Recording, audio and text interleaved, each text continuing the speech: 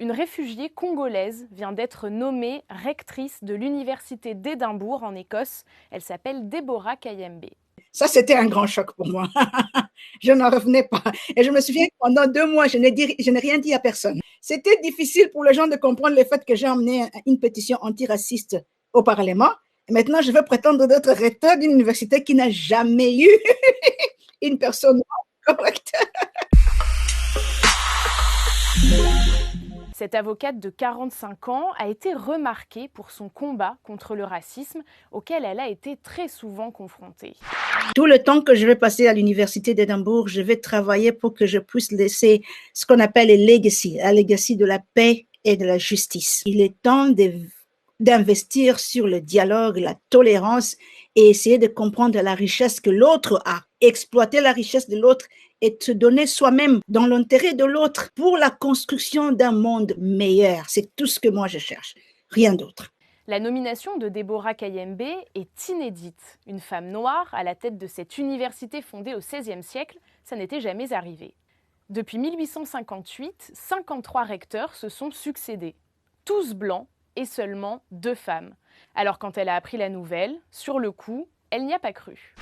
Je leur ai dit à notre première réunion, pourquoi moi? Pourquoi est-ce que vous me choisissez moi? Pourquoi? Et ils disent, le travail que tu fais dans le mouvement antiraciste est respectable et nous voulons que tu viennes avec ça à l'université d'Édimbourg. Donc, clarifions ceci. Je suis choisie, élue par les étudiants et les travailleurs de l'université. L'institution est là, donc ça sera un contrepoids entre l'institution et moi qui représente les étudiants. Si Deborah Kayembe était loin de s'imaginer qu'elle se retrouverait à la tête de cette université, c'est parce qu'elle revient de loin.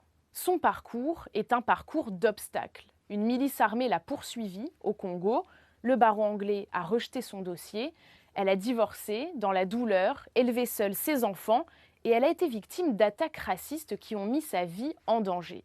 Bref, Deborah Kayembe est une battante qui a travaillé très dur pour en arriver là. Deborah Kayembe, née en 1975 à Kinshasa, en République démocratique du Congo, dans une famille plutôt aisée, avec un père professeur de mathématiques et une mère femme de ménage qui devient par la suite interprète. Son père veut que Deborah devienne médecin, mais son truc à elle, c'est le droit, la justice. Non, mais ma vocation pour le droit et l'amour du droit, je crois que ça a commencé d'abord à l'âge de 19 ans. Parce que je suis née dans une famille aisée, une famille où on était vraiment privilégiés, on était très proche du régime d'antan. Alors, à 19 ans, je m'aventure dans le bidonville de Kinshasa. Et c'est là que je vois la souffrance du peuple, comment les peuples sont en train de souffrir.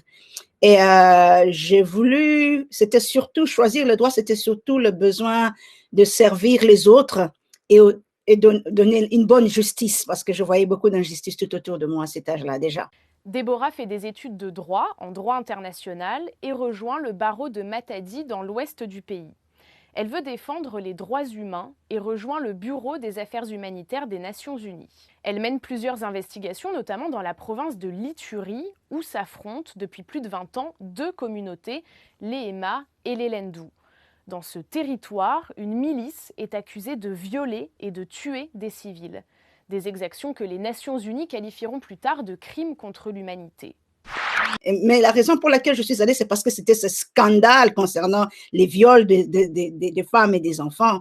Et on voulait comprendre quelle était la raison derrière ça. Quelle était vraiment la raison derrière.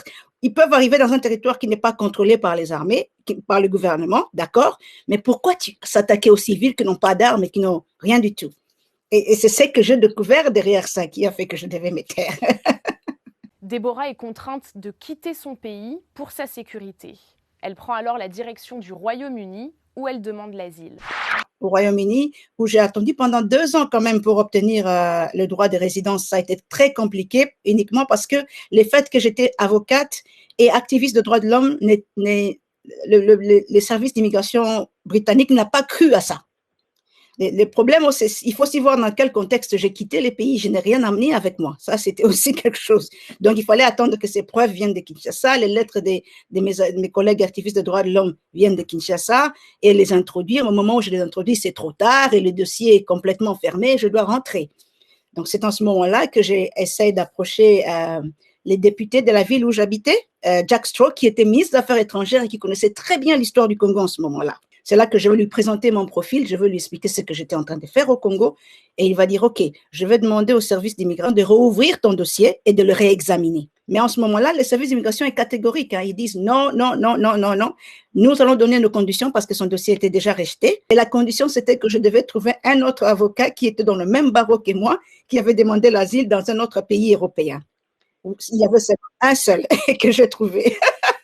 Vous n'avez pas le droit de travailler. Quand vous êtes demandeur d'asile au Royaume-Uni, ce n'est pas une vie. Ce n'est pas une vie, croyez-moi. Cet épisode la marque profondément.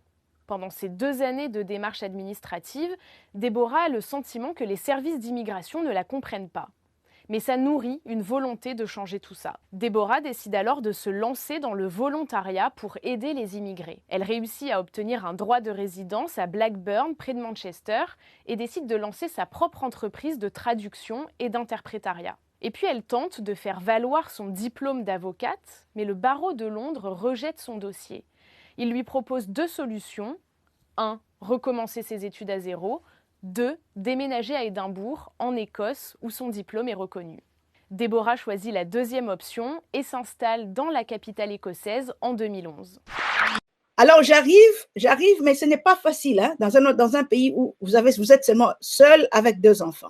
Mais je vois maintenant la difficulté des immigrés qui est pire en Écosse qu'en Angleterre. Et je continue ce travail d'interprétariat, mais en plus, je me donne dans le volontariat. C'est là que je pars dans le Scottish Refugee Council.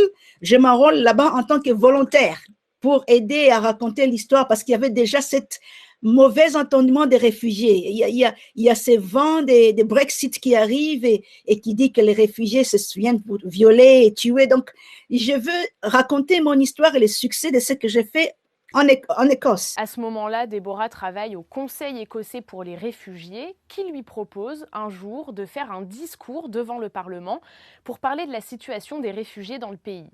Ce discours est remarqué et fait basculer sa carrière. Et puis l'Académie des lettres et des sciences d'Écosse la contacte pour lui proposer de rejoindre une de leurs branches, la Young Academy of Scotland. Elle accepte, devient membre et crée de nombreux groupes de travail sur le Brexit, les immigrés et l'Afrique. Et en 2019, Déborah devient la première femme noire à voir son portrait érigé sur le mur de l'Académie.